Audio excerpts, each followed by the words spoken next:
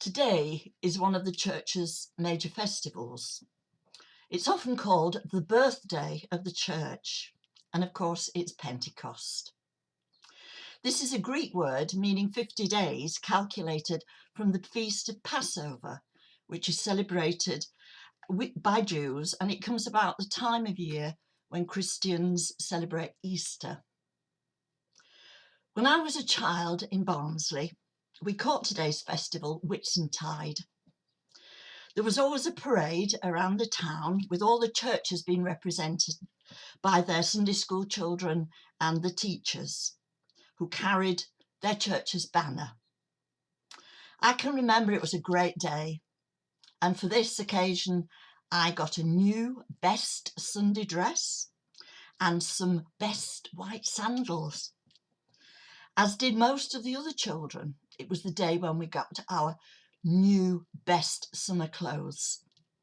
And as a child, I suppose that's what I remembered about this day, and the crowds of people in the town and the banners, and obviously the sun was always shining. But things have changed over the decades so very much. It isn't only the name of the festival and how it's celebrated that is different today. We now live in a vastly changing time. Last week, our rector Peter spoke about how this period of COVID-19 is changing the lives of so many people worldwide. Sadly, we have the obvious changes, the changes that bereavement makes to families. And our thoughts and prayers are with those families who are trying to cope with losses just now. We also remember those who, because of the situation, have lost their jobs and are anxious about whether or not they will be re-employed. And of course, this brings extra worries of financial anxieties. And some people are facing real financial crises. And this very often, sadly, affects people's physical and mental health. But there is another side of the coin to this time of restrictions, lockdown, coping with coronavirus. There are changes that have had good effects on people. People are finding out there's more time for family life. Those taking advantages of the good weather to get out in the garden or to go for walks and exercises, to enjoy the outdoors and the beauty of this wonderful springtime. We probably learned to take more time over things that we do and time to reflect what is important in our lives. We don't always look for change, but when it's thrust upon us, it's how we face that change that is important. The Bible reading from the Acts of the Apostles is the familiar account of the coming of the Holy Spirit to the disciples.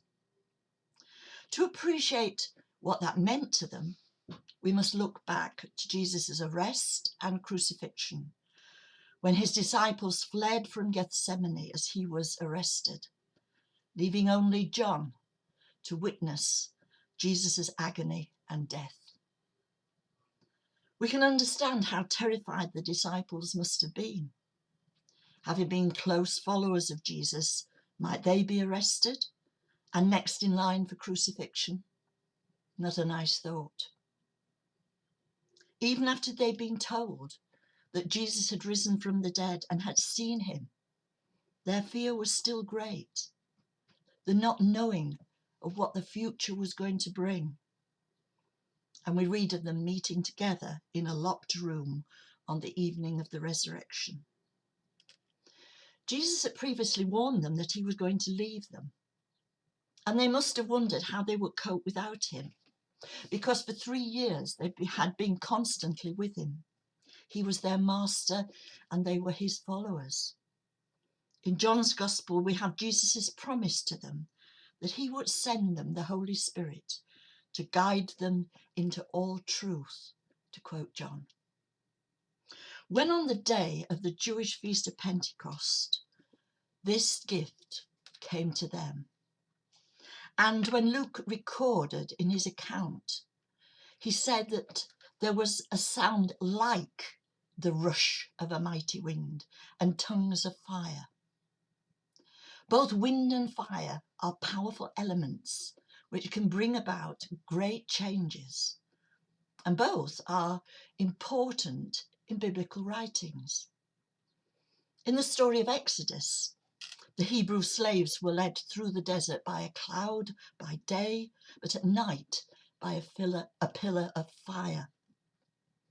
Moses, their leader, had been called by God from a bush which burnt as though it was on fire, but it didn't burn away. And the prophet Elijah, despite having poured a considerable amount of water over the altar, was able to make a burnt sacrifice to God, because fire was sent from heaven to consume the offering.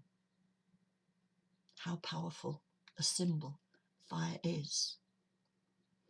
And in the New Testament, John the Baptist told his listeners that someone would come who would baptize them, not just with water, but with the Holy Spirit and with fire. Fire, a power to change their lives. Christians believe in the power of the Holy Spirit to change our lives, a gift to all of us through our baptism.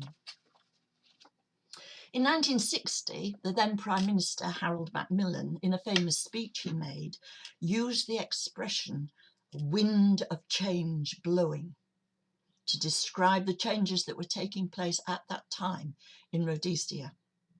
Wind, like fire, does change the state of many things. And again, we read examples of wind in the Bible. In the very first chapter of Genesis, the dark and formless void changed to become earth and sky as, to quote, the wind from God swept over the waters. The Hebrew word for wind is ruach, or breath, meaning breath of God, a biblical way of expressing the divine action in the world, which is both mysterious and unpredictable. Like the power of wind, it is a description of the Holy Spirit. In the story of Exodus, we're told that a strong east wind blew and dried a pathway for the Hebrew slaves to escape across that marshy area that was known as the Reed Sea. And later, in the prophet Ezekiel's vision, he was led by the Spirit to a valley of dried bones, where the same breath of God came from the four winds and entered the bones. They changed.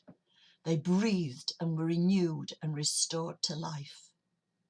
Wind and fire, elements that change lives, are vibrant symbols of the Holy Spirit.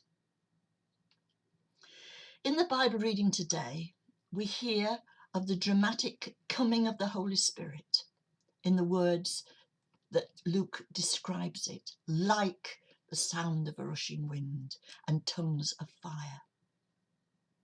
And we read of its effect in the lives of those frightened and indecisive disciples. They were now strong enough to go out and witness to Christ in the busy streets of Jerusalem. What a miraculous change had taken place in these men. They were strong and confident and unafraid to speak aloud about Jesus Christ in those busy streets of Jerusalem, where so many people had gathered from all parts, not just of Palestine, but of the Mediterranean lands, to celebrate the Jewish feast of Pentecost. I'm now going to go back to the beginning of this Pentecost sermon by reminding you again of the huge change which has been thrust upon us because of the virus we're now experiencing.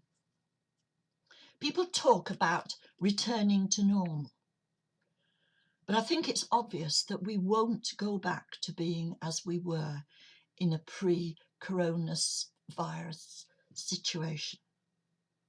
It might be hard to accept, but we have little choice. Like the disciples, we too can be transformed. We can be recreated and renewed by the gift of the Holy Spirit. We can be strengthened to do what we now think and feel is impossible. It's very difficult for us to imagine what the future might be like. We might be very fearful and afraid. But I think the message of Pentecost is so relevant for us this year. We need to hear it again and translate it into our situation today.